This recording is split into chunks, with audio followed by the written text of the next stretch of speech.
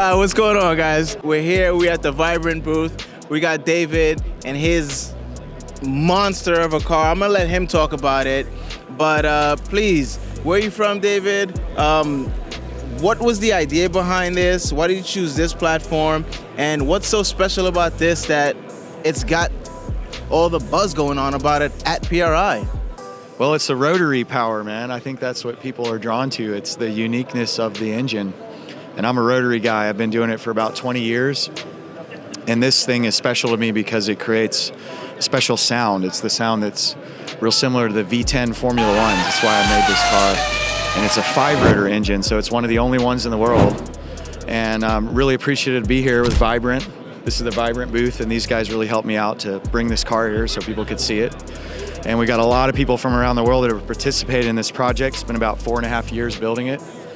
So before this, I had RX-7s. I grew up in Birmingham, Alabama. I had a 13B RX-7 when I was in high school. That's when I got the rotary bug. So it kind of just, one thing after another led to this.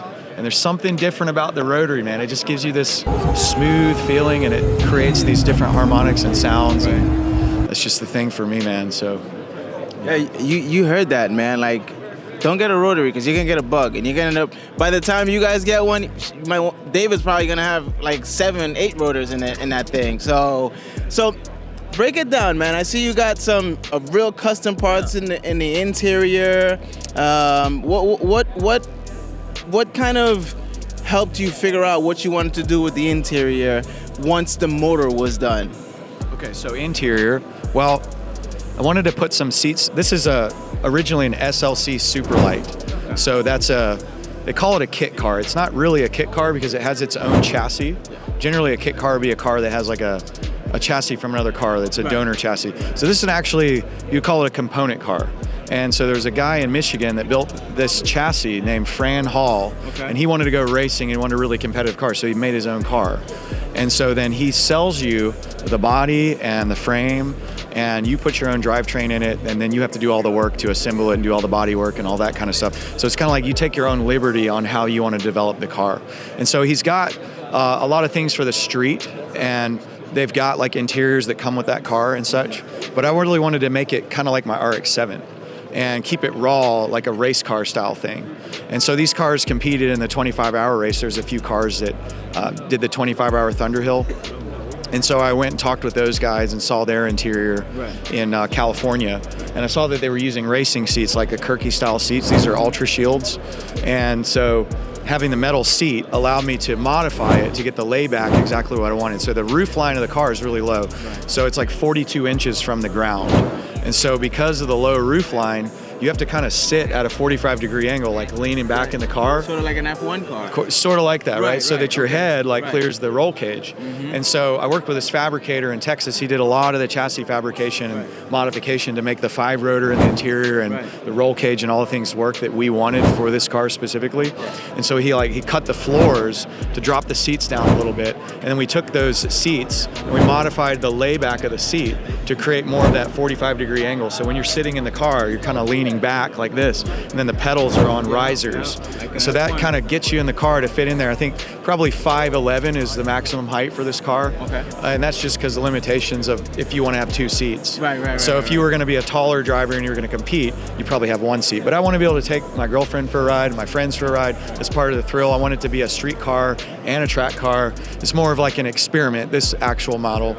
And so that's kind of how the interior came together. It was all around the seats first, and then I wanted like a fighter jet cockpit style dash, and I love the gauges from the old school like Defy, analog style gauges. I always had those in my RX-7s. And so like my first RX-7, like I said, when I was a teenager, I had that big tachometer, and a lot of people think it's ricey.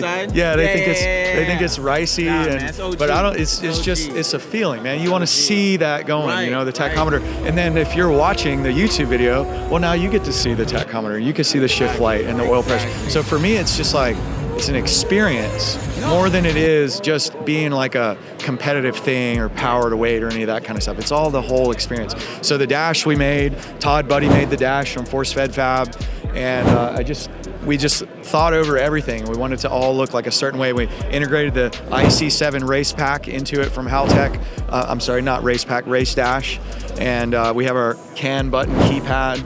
And so everything just kind of flows. It kind of feels like you're in a fighter jet. And that was the whole idea. And then we also made our own roll cage. Todd helped design the roll cage, and he welded it and did it all. It's all hand TIG welded chromoly, so he did a phenomenal job on that. And we also did our own tubular structure on the front end of the car to contain all of our cooling devices, like the oil cooler and the oil lines and all that stuff up front. So there's quite a bit of chassis development that was improved upon on this to make it what we needed it to be for the 5-rotor. And then I was trying to keep in mind the characteristics of the 4-rotor to kind of continue that look. So like a lot of people thought maybe this was the 4-rotor car. And they're like, it looks really similar because you got the same colors, the same style lights, and the same contrasts. Wait, so you have another one like this? That is 4-rotor? No, I had an RX-7 that's black, and it was the same type, like red seats, red roll cage. So yeah, so to me, that's like that's the Mazzei formula. It's like every car, red seat, red interior, red roll cage, black car. Mazzei, that's your last name? That's my last name. So it's just like an art thing for me. Right. So in short, when you said about the fighter pilot for the cockpit style, you kind of just designed it to scare the shit out of people, whoever you take in the passenger seat. That's right. Yeah. It scares the shit out of me. I can imagine. Just so sitting in it. This thing is pretty much far removed from the kit car that you bought. That's right. Basically, like it's completely different. That's right. Yeah. So it's just a fully custom on its own. That's right. Mazzei design. Am I saying that right? That's right, Mazzei design. Oh, all right, cool. All right, cool. So tell us a little about the engine. We got a big turbo back there.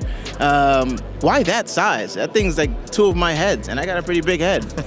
So the rotaries, again, they're a lot different from the piston engines. They fire twice as many times per revolution. Okay.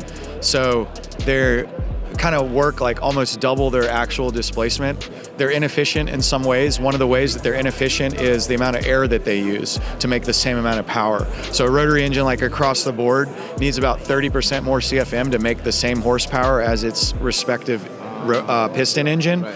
And so you end up with a really big turbo if you want to turbocharge a rotary, to not have back pressure and to have proper airflow.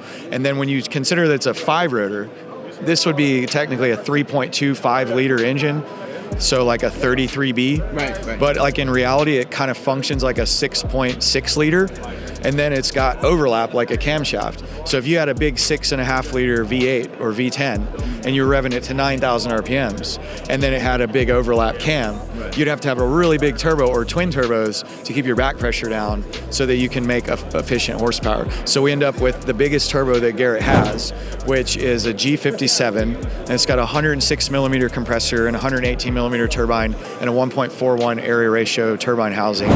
And that gives us the jam that we're looking for. And it makes about 1,120 horsepower on 13 PSI. Okay. And that's shifting at about 8,300 RPMs. And we could play with that. We could go up or down in the power, but for me, that's perfect. That's almost at a 1-to-1 power to weight ratio. And I'm more about just learning, because this is one of the first 5-rotors. And so we just want to optimize the car and learn as much as we can. Really efficient turbo. It seems to be doing great. It comes online at about 6,000 RPMs. So I can only imagine the jam when it does come on, and how much. So you heard it here. This is one of the first of its kind. Stay tuned. David's got a lot in store for you guys. So David, if they wanted to find you, if they wanted to see what you're gonna do, like them highway polls, if when this thing's gonna go on the track, and when the next prototype is gonna come, where would they find you? Mazzei Formula, YouTube, and also Mazzei Formula on Instagram. Just look me up, man, and you'll see it. All right, you heard it here. Look them up, give them a follow, give them a subscription, and check it out, man. This thing's killer. I want to try to get some footage when it's rolling out here so you guys can hear it. All right, good to go. Appreciate it, man.